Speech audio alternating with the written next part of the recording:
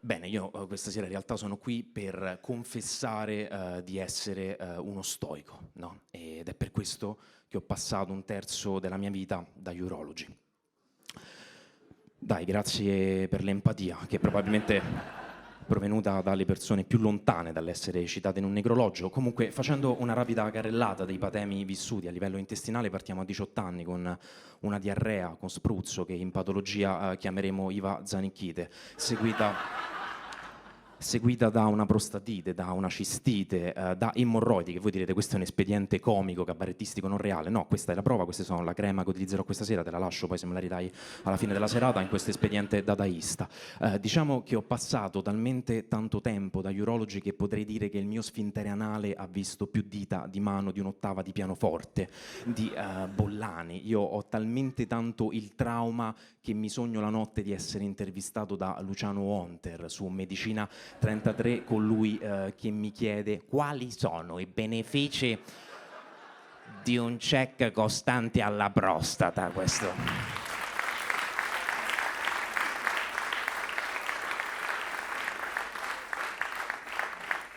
E anche in situazioni di potenziale piacere, come ci insegna Marco, quando la mia ragazza mi chiede se io voglia ricevere un dito lì nello sfintere anale con il duplice scopo da una parte di combattere il patriarcato in maniera dadaista, perché è francese, quindi spesso manifestano in maniera troppo iperbolizzata, e dall'altra con quella di arrecarmi piacere, perché non so se sapete, ma mettendo un dito nell'ano aumenta la pressione sanguigna, quindi la dimensione dei cavi venosi, e quindi la fellatio è più piacevole, o almeno questo c'era scritto su WikiHow.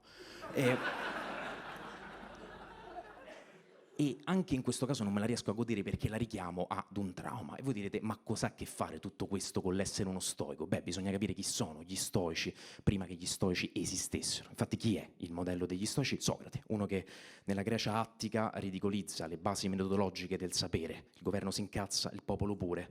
Lo mettono in carcere, lui ha la possibilità di liberarsi, ma lui no, integro ai suoi principi, alla conformità delle leggi, decide piuttosto di suicidarsi con la cicuta. Pensate che integrità di principi, Socrate, no? Un modello renziano, direte voi, così la satira politica ce la siamo levata. Chi è lo stoico? Lo stoico è Seneca. Seneca cosa scrive nel De Brevitate Vitae? Vitasi uti scias longa est, cetera pars qua vivimus non vita se tempus est. Ci vuoi fare una traduzione istantanea?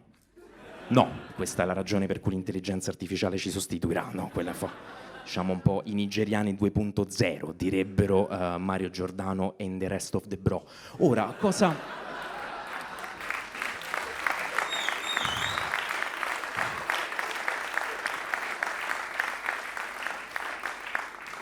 Cosa ci vuole dire Seneca nel De Brevitate Vitae? Che nella vita non abbiamo tempo di fare stories sul nostro deltoide perché siamo in surplus proteico, cosa che non riguarda il 98% di voi questa sera, né tantomeno la sera, per ovviare al nostro stress di guardare episodi di Temptation Island, che alla fine non guardiamo perché ci piacciono, ma perché siamo dei curiosi a livello antropologico. E utilizzarli come divertismon per non occuparci dell'essenza della nostra vita, se no arriviamo alla fine della vita e diciamo che non abbiamo avuto abbastanza tempo per noi e per realizzare una missione frustrante, perché spesso irraggiungibile, ma che possa servire alla comunità. Questo riguarda anche me, perché pur avendo una parte devoluta alla leggiadraggine, alla cazzonaggine, c'è una parte di me che si è sempre voluta un po' impegnare in una missione ambientale, pur volendo essere un buon compagno, un buon amico, quindi superando il paradosso di Marco Aurelio, per cui per essere un buon uomo politico devi essere un familiare de merda. Ora, questa cosa non sarebbe così pesante se la corrente filosofica opposta non fosse quella dominatrice, ossia i cinici. Non i cinici greci, che erano molto simili agli stoici, ma i cinici di oggi, persone che noi percepiamo come delle rockstar, che si fregano di tutto, del mondo, che non gliene frega una cippa. E l'unica cosa che hanno in comune con i cinici greci è questo distacco rispetto alle posizioni altrui che li fa essere potenzialmente dei grandi comici. Infatti chi è il modello dei cinici greci? Diogene di Sinope. Uno che quando incontra Alessandro Magno, ragazzi, il Fedez della Grecia ellenica, lo guarda e gli fa spostati che non vedo il sole. Al che Alessandro Magno gli risponde: cazzo, è la prima volta che mi viene rivolto così questo tipo di accento, ti rendi conto? Comunque io i combattenti li rispetto tutti. Al che, ricordiamo dalle fonti storiche che Alessandro Magno parlava con lo stesso accento del brasiliano. Al che cosa risponde il genio comico di Diogene di Sinope? Caiston toi mamà peiston toi dogigori, che letteralmente significa dillo alla mamma, dillo all'avvocato.